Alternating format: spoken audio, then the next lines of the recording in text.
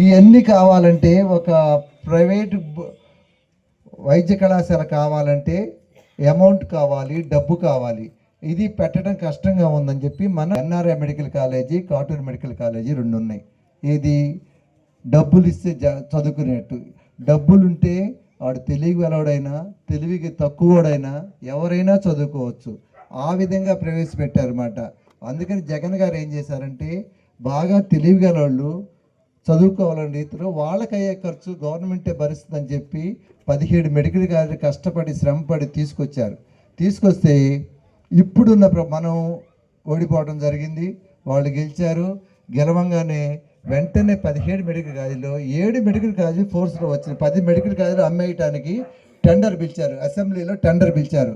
ఇప్పుడు మనం ఏమనుకుంటా అంటే మన పల్లెటూరు కదా, మన పిల్లలు చదవట్లేదు కదా, ఎంబీబీఎస్ మనకేంటని అనుకోకూడదు. ఎందుకంటే మీ భావి తరాలు, మీ మనవాళ్ళు, కొడుకులు, వీళ్ళంతా మీ కోడళ్ళు చదువుకోవచ్చు కదా. చదువుకోవాలంటే ఎట్లా? మీరు బాగా తెలియగలవాళ్ళు కానీ చదువుకోవాలంటే మెడికల్ కాలేజీ కావాలి. డాక్టర్ చదువుకోవాలంటే మెడికల్ కాలేజ్ అంటే ఒక్కొక్క మెడికల్ సీటు ₹1,00,00,000 పైన ఉంటుంది, 1,50,00,000 ఉంటుంది. ఇప్పుడు మనం వేరే విధంగా నేనే మెడికల్ కాలేజీ కొన్నాను అనుకుని ఇప్పుడు టెండర్లు పిలిచారు. టెండర్లు పిలితే అసెంబ్లీలో రూల్ పాస్ అయింది. కొన్ని చోట్ల టెండర్లు పిలిచారు. రేపు బాపట్ల కూడా పిలవబోతారు. 300 కోట్లు పెట్టి కొనాలి ఎవడైనా సరే. ఎవడైనా సరే 300 కోట్లు పెట్టి మెడికల్ కాలేజీ కొంటే నా లాభం నేను చూసుకుంటా కదా. నేను ₹1,00,00,000 2 కోట్లకు అమ్ముకుంటా మెడికల్ సీటు. అట్లా 10 మెడికల్ కాలేజీలు 1,500 సీట్లు, 15 రోజులు 300 కోట్లు. 300 కోట్లు అనవసరంగా కార్పొరేటెడ్ బాగా డబ్బున్న వాళ్ళకి వెళ్ళిపోతున్నాయి. కాబట్టి మనం జగన్ గారు ఏం చెప్పారంటే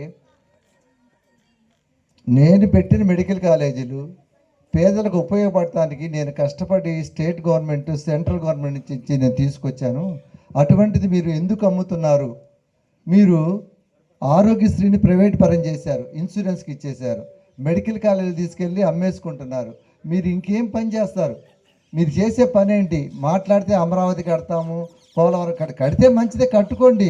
దీనికి 8,000 కోట్లు పెట్టి సగం అయిన మెడికల్ కాలేజీని తీసేసి ప్రైవేట్ పరం చేయాల్సిన అవసరం ఏంటి? మీరు నడపలేరా? మీరు ముగ్గురు కలిసి వచ్చారు, ముగ్గురు కలిసి ప్రైవేట్ మెడికల్ నడపలేరా?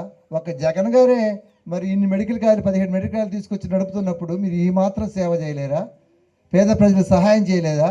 బీసీలు, ఎస్సీ అని వాళ్ళు అగ్రకులాల వాళ్ళకే చూసుకునే విధంగా పెడుతున్నారు కానీ బీసీ, ఎస్సీ, ఎస్టీ వాళ్ళు చేసుకునే దానికి ఏ విధంగా చేస్తారు?